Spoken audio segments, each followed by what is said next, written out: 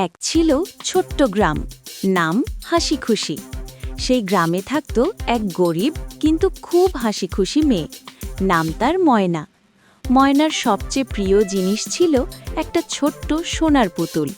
পুতুলটা আসল সোনার না, কিন্তু রোদে পড়লে একেবারেই সোনার মতো ঝকঝক করত। পুতুলটার নাম ছিল টুনটুনি। মজার ব্যাপার কি জানো, টুনটুনি পুতুলটা কথা বলতে পারত, কিন্তু শুধু তখনই যখন কেউ মন থেকে হাসত।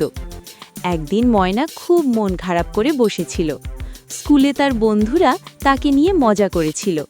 সে পুতুলটাকে কোলে নিয়ে বলল, টুনটুনি, কেউ কি আর আমাকে ভালোবাসে না?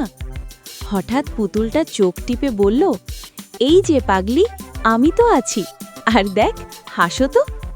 ময়না হেসে ফেলতেই টুনটুনি হি হি হি করে এমন জোরে হাসল যে পাশের মুরগিটাও ভয় পেয়ে ডিম দিয়ে দিল।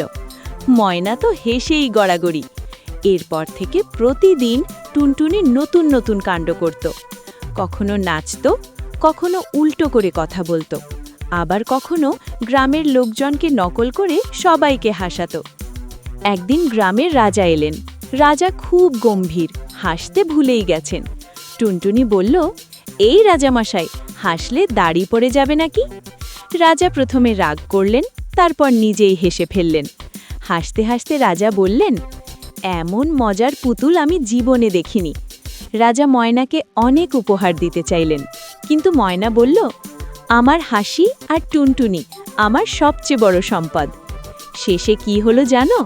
সোনার পুতুলটা একদিন আস্তে করে বলল, এখন আর আমার দরকার নেই, তুমি নিজেই সবার হাসির কারণ হয়ে গেছো। এই বলে টুনটুনি পুতুলটা একটা উজ্জ্বল আলো হয়ে আকাশে মিলিয়ে গেল। কিন্তু ময়নার হাসি আর গ্রামের আনন্দ চিরদিন থেকে গেল। গল্পের শিক্ষা: হাসি আর ভালোবাসা থাকলে সোনার থেকেও দামি জিনিস পাওয়া যায়।